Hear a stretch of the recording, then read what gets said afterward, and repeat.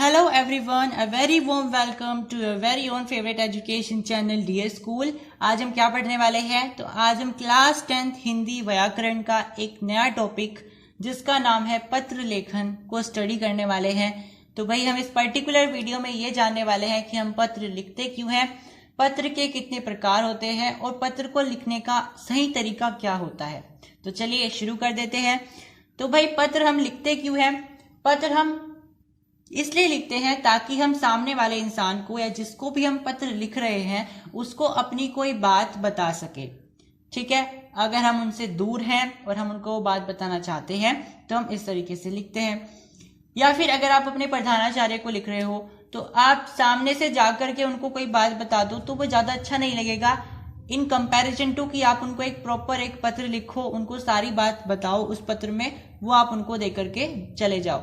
ठीक है, तो भाई अगर आप किसी भी इंसान को अपनी बातें, कुछ इंपॉर्टेंट बातें भी हो सकती हैं, पर्सनल बातें भी हो सकती हैं, वो बताने के लिए आप कुछ लेखन लिखते हो, उसको आप पत्र लेखन कहते हो।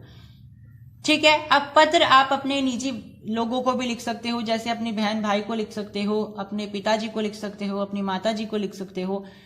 तो आप क्या करोगे, उनमें अपनी निजी बातें लिखोगे कि माता जी आप कैसी हो सकता, आशा करता हूँ आप सही हो। ठीक है, अपने छोटे भाई को लिख सकते हो कि तुम अच्छे से पढ़ाई कर रहे हो, इस तरीके से।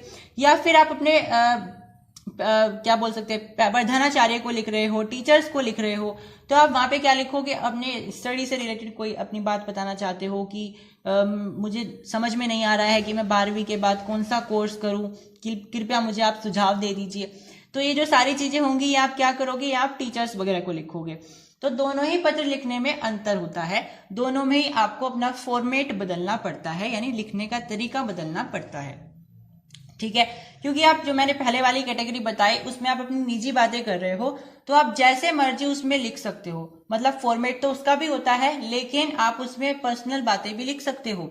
लेकिन जैसे ही आप अपने टीचर्स को लिख रहे हो, प्रधानाचार्य को लिख रहे हो, मैनेजर को लिख रहे हो, किसी कंपनी के एडिटर को लिख रहे हो, है ना, किसी न्यूज़पेपर कंपनी को लिख रहे हो, एजेंसी को लिख रहे हो, तो आप जैसे इन बड़ी बड़ी हस्तियों को, संस्थानों को अपना पत्र लिखते हो तो आपको अपनी भाषा बहुत ज्यादा अनौपचारिक, हाँ बोल सकते हो औपचारिक रखनी पड़ती है, यानी ऑफिशियल रखनी पड़ती है। ठीक है, तो जैसे आप अपनी भाषा थोड़ी सी वैसी करोगे, अनौपचारिक करोगे, अपनी फ्रेंडली करोगे तो उन्हें अच्छा नहीं लगेगा पढ़ते हुए।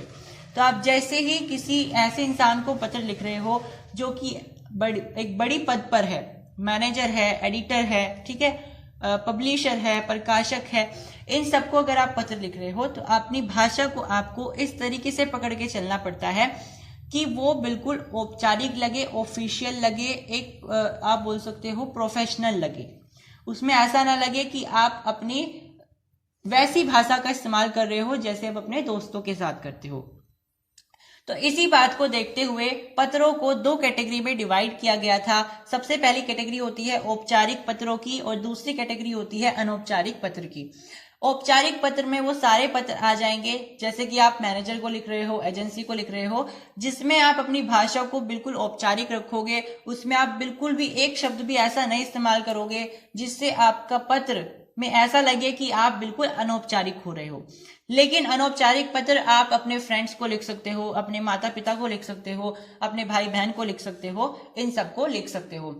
इन सब में आप क्या करोगे, अपने बर्थडे पार्टी पर किसे बुलाना है, ठीक है, दावत देनी है, घूमने जाना है, ये पूछने के लिए कि आप सब कैसे हो, ठीक है, ये सब हाल चाल जानने के लिए, ये सब जो पत्र होते हैं अपनी फैमिली, फ्रेंड्स, रिलेटिव्स के साथ, ये सब होते हैं अनौपचारिक पत्र। ठीक है, तो दोनों का फॉर्मेट अलग अलग होता है। तो चलिए देख लेते हैं औपचारिक पत्र को लिखने का तरीका क्या होता है। तो भाई औपचारिक पत्र लिखने का तरीका होता है, आप सबसे पहले क्या करोगे, इधर वाली साइड पर, ठीक है, यानी लेफ्ट हैंड साइड पर आप सबसे पहले अपना पता लिखोगे। यहाँ पे आपको गैप नहीं छोड़ना है और आपको ऐसा भी नहीं करना कि आप पता लिख रहे हो तो सबसे पहले आप हेडिंग डालोगे कि हम पता लिख रहे हैं, ऐसा नहीं करना है। आपको डायरेक्ट अपना पता लिख देना है, ठीक है, यानी आप जहां से भी बिलोंग करते हो। फिर आपको यहाँ पे एक लाइन छोड़ करके तारीख लिखनी होती है, मतलब दिनांक लिखनी होती है। इसमें भी आपको हेडिंग नहीं डालनी है कि आप दिनांक लिख रहे हो, आपको डायरेक्ट दिनांक लिख देना है, ठीक है। फिर आप सेवा में लिखोगे और सेवा में लिखने के बाद आप यहाँ पे उस इंसान के बारे में लिखोगे जिस इंसान को आप पत्र लिख रहे हो, ठीक है। मान लीजिए कोई भी एजेंसी का कोई पब्लिशर है, ठीक है, तो आप उसका यहाँ पे नाम लिख दोगे। मान लीजिए रामेश्वर सिंह उसका नाम है, फिर आप लिखोगे प्रकाशक और उसकी कंपनी का नाम ABC कंपनी, ठीक है। आप इस तरीके से लिख दोगे तो ये वाली लाइन नहीं आएगी यहाँ पे। आपको सिंपल यहाँ पे सेवा में लिखने के बाद उस प्रकाशक का नाम, मान लीजिए रामेश्वरम है, रामेश्वरम सिंह आपने लिख दिया। यहाँ पे आप उसका क्या लिखोगे, उसकी कंपनी का नाम लिख दोगे और उसका पद लिख दोगे, यानी प्रकाशक, फिर ABC कंपनी, ABC कंपनी, और फिर आप उसका पता भी लिख दोगे, यानी कि वो कंपनी है कहाँ, आगरा लिख दो, दिल्ली लिख दो, कहीं भी, ठीक है। तो इस तरीके से हम रिप्रेजेंट करते हैं। तो सेवा में के बाद आपको इन दो लाइनों में किस तरीके से इस्तेमाल करना है मैंने आपको बता दिया। इन दोनों लाइनों को सबसे पहले आप नाम लिखोगे जिस भी इंसान को आप लिख रहे हो, फिर उसका यहाँ पे पद लिखोगे। जरूरी नहीं है कि आपको 2 लाइन में ही खत्म करना है, आप तीसरी लाइन भी यूज कर सकते हो। मान लीजिए यहाँ पे आपने नाम लिखा, फिर यहाँ पे आप लिख सकते हो कि जैसे यहाँ पे रामेश्वरम था ना, तो यहाँ पे आपने रामेश्वरम लिख दिया, फिर उसके बाद यहाँ पे आप प्रकाशक लिख दो, यानी उसका जो पद है।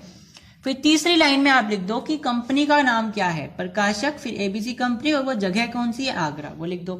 तो आप 3 लाइन का इस्तेमाल भी कर सकते हो, लेकिन 3 से ज्यादा लाइनों का इस्तेमाल मत करना, ठीक है।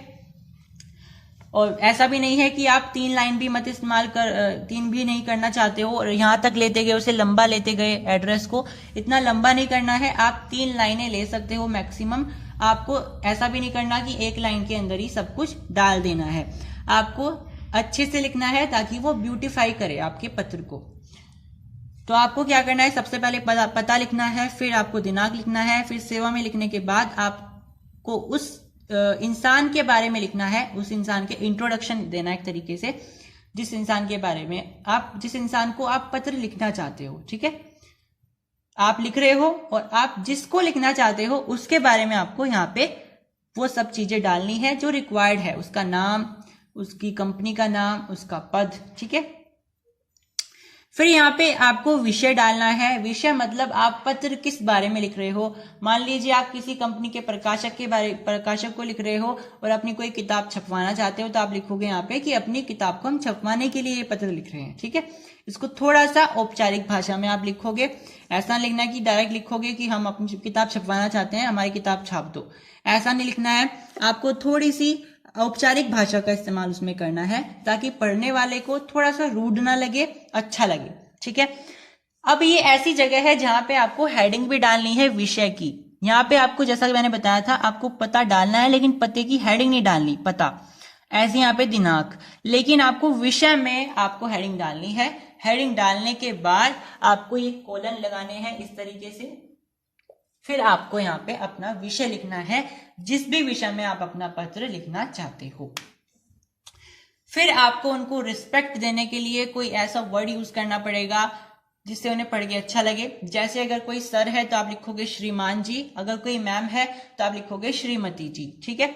फिर आप अपना यहाँ से स्टार्ट कर दोगे लिखना, और जैसे आप अपनी बॉडी खत्म करोगे, बॉडी मतलब जो लिखना आपने है पैराग्राफ्स, वो खत्म करने के बाद आप लेफ्ट हैंड साइड में धन्यवाद लिखोगे, आपका आभारी या आपका आज्ञाकारी शिष्य। आज्ञाकारी शिष्य कब लिखोगे, जब आप अपने टीचर को, प्रधानाचार्य को लिख रहे हो, तो आप यहाँ पे लिखोगे कि आपका आज्ञाकारी शिष्य।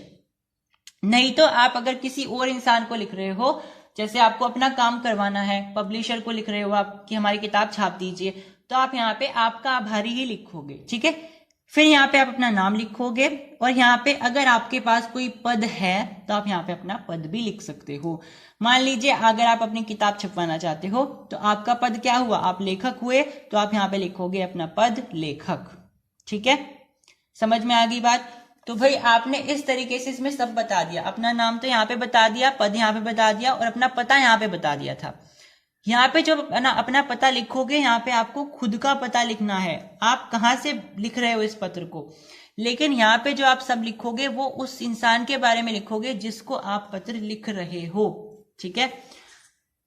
दूसरी बात, जब आप ये पैराग्राफ लिखोगे श्रीमान जी के बाद, ये आपको एक पैराग्राफ में खत्म नहीं करना है, इसको आपको कम से कम 2 या 3 पैराग्राफ्स में तोड़ना है। अब इसका मतलब ये भी नहीं है कि आपको बहुत बड़े बड़े पैराग्राफ्स लिखने हैं, नहीं, आपको इससे बेसिकली 3 पार्ट्स में आप डिवाइड कर सकते हो। ये जो आप लिखोगे यहाँ पे पैराग्राफ्स, इसको आप 3 पार्ट्स में डिवाइड कर दोगे। पहले पार्ट्स में आप उनको सबसे पहले तो निवेदन करोगे, है ना, एक तरीके से उनको स्टार्टिंग में जो ग्रीटिंग्स देते हैं वो सब करोगे। दूसरे में आप अपना सारा मसला बताओगे कि ये हुआ है, ये हुआ है, ठीक है। पहले वाले में आप यही बता सकते हो कि विषय क्या है, विषय आपने यहाँ पे लिख दिया है ना, तो उसको थोड़ा सा डिस्क्राइब करके आप पहले वाले पैराग्राफ में लिख देना। फिर आप क्या करोगे, अपना सारा मसला बताओगे दूसरे वाले पैराग्राफ में, और तीसरे वाले में आप कंक्लूड कर दोगे, ठीक है। तो इस तरीके से आपको लिखना है। तो मैंने क्या बताया, सबसे पहले पैराग्राफ में आपको अपना विषय लिखना है, और जिसको आप पत्र लिख रहे हो उसको थोड़ा सा ग्रीटिंग करना है, ठीक है। दूसरे में आप लिखोगे कि आपका पूरा का पूरा मसला क्या है, पूरा का पूरा टॉपिक क्या है वो, और तीसरे में आप कंक्लूड कर दोगे सबको, और फिर आप धन्यवाद, आपका आभारी, नाम और अपना पद लिख करके इसको फिनिश कर दोगे। तो चलिए अब हम देख लेते हैं अनौपचारिक पत्र का फॉर्मेट। तो इसमें थोड़ी सी चीजें रिमूव हो जाती है, जैसे आप उसमें तो सब कुछ लिख रहे थे, पूरी रिस्पेक्ट दे रहे थे, आपको इसमें इतना सब कुछ लिखने की जरूरत नहीं होती है, लेकिन कुछ चीजें सेम भी होती हैं। सबसे पहली चीज होती है पता, आपको इसमें भी अपना पता देना पड़ेगा और अपनी दिनांक भी लिखनी पड़ेगी। पत्र को बहुत अच्छा दिखाने के लिए आप पता और दिनांक के बीच में एक लाइन का गैप दे सकते हो, और आपको देना चाहिए इनफैक्ट, ठीक है। उसके बाद फिर एक लाइन छोड़ करके आप यहाँ पे संबोधन दोगे। संबोधन का मतलब है, अगर आप अपनी छोटी बहन को लिखना चाहते हो तो आप क्या लिखोगे, छोटी बहन लिख दोगे, है ना, इस तरीके से। फिर आप यहाँ पे विषय लिखोगे। अब यहाँ पे विषय लिखना ऑप्शनल होता है, क्योंकि ये अनौपचारिक पत्र है। अगर आप इसमें विषय नहीं भी लिखोगे तो भी चलेगा, अगर आप लिख रहे हो तो और भी अच्छी बात है। तो विषय लिखना यहाँ पे ऑप्शनल होता है। उसके बाद आप यहाँ पे अभिवादन लिखोगे, फिर यहाँ पे आप पैराग्राफ्स लिखोगे। इसमें भी आपको 3 ही पैराग्राफ लिखने हैं, इसका मतलब ये नहीं है कि आप इसको भी छोटा लिखोगे, ठीक है। आपको इसको भी उतना ही लिखना है जितना आप औपचारिक वाला लिखोगे। इसमें भी आपको 3 पैराग्राफ में डिवाइड करना है इसको। पहले पैराग्राफ में आपको अपना टॉपिक लिखना है, जो आपका विषय है। दूसरे में आपको अपना पूरा का पूरा जो एक्सप्लेनेशन है वो देना है। तीसरे में आप समाप्ति करोगे, यानी कि आप कंक्लूड कर दोगे। फिर आपको यहाँ पे धन्यवाद नहीं लिखना, जैसे आप औपचारिक में लिखते थे ना धन्यवाद, आपको अनौपचारिक पत्र में धन्यवाद नहीं लिखना है। आपको सिंपल क्या लिखना है, प्रापक के साथ प्रेषक का संबंध। ये लाइन नहीं आपको लिखनी, इसका मतलब जो है वो लिखना है। इसका मतलब है कि आप जिसको पत्र लिख रहे हो, आपका उसके साथ क्या संबंध है वो आपको बताते हुए यहाँ पे एंडिंग करनी है। आपको धन्यवाद नहीं लिखना है। मान लीजिए आप अपनी छोटी बहन को लिख रहे हो तो आप यहाँ पे लिखोगे मेरी छोटी बहन, ठीक है। लास्ट में आप ऐसे एंडिंग कर दोगे, ठीक है। या फिर आप बोल सकते हो तुम्हारा बड़ा भाई, यानी कि आप अपने आप को बताना चाह रहे हो कि तुम्हारा बड़ा भाई, फिर नाम, फिर ऐसे, ठीक है। वैसे तो जनरली हमें यही लिखना होता है कि आप जिसको पत्र लिख रहे हो कि उसकी रिलेशन आपके साथ क्या है, तो आप लिखोगे मेरी छोटी बहन, यहाँ पे अपना नाम लिख दोगे, ठीक है। तो आपको इसमें ज्यादा इतनी सारी रिस्ट्रिक्शंस नहीं होती है कि आपको ये भी लिखना है, ये भी लिखना है। आपको इसमें आई थिंक छूट होती है, लेकिन फिर भी कुछ रिस्ट्रिक्शंस होती है। जैसे आपको पता स्टार्टिंग में लिखना पड़ेगा, फिर दिनांक लिखनी पड़ेगी, फिर आपको यहाँ पे संबोधन, फिर विषय आपका ऑप्शनल होता है, अभिवादन, फिर आपको पैराग्राफ्स लिखने होते हैं, फिर आपको यहाँ पे रिलेशन लिखनी है कि आप जिसको पत्र लिख रहे हो उसका आपके साथ क्या रिलेशन है। फिर आप यहाँ पे अपना नाम लिखोगे। रिलेशन है इसलिए तो आप यहाँ पे अनौपचारिक पत्र लिख रहे हो, है ना, तो यहाँ पे आपकी कुछ ना कुछ तो रिलेशन होगी, ऑफ कोर्स सी बात है। अगर आप अनौपचारिक पत्र लिख रहे हो तो आपकी रिलेशन तो होगी ऑफ कोर्स, क्योंकि अनौपचारिक पत्र अपने रिलेटिव्स को ही लिखा जाता है, अपने भाई बहन माता पिता को ही लिखा जाता है, फ्रेंड्स को ही लिखा जाता है। तो ये तो ऑब्वियस ही बात है कि इसमें कोई ना कोई रिलेशन तो निकल करके आ ही जाएगी, वो आपको क्वेश्चन से ही हिंट मिल जाएगी। अब मैंने आपको फॉर्मेट बता दिया है, अच्छे से समझा दिया है, मतलब बता दिए हैं, इन सब चीजों के टाइप्स बता दिए हैं, इनके बता भी दिया है किस तरीके से लिखना है। अब आपको इनकी प्रैक्टिस करनी है, ठीक है। तो आप क्वेश्चंस की प्रैक्टिस करिए, आपको समझ में आएगा किस तरीके से इसको करना होता है, ठीक है। ठीक है, ये फॉर्मेट आप नोट कर सकते हो। इसी फॉर्मेट के अनुसार अगर आप लिखोगे तो आपके बहुत अच्छे मार्क्स आप इसमें गेन कर सकते हो। तो आज की इस वीडियो में इतना ही। Hope you are liking the sessions and subscribe dear school as well. Thank you.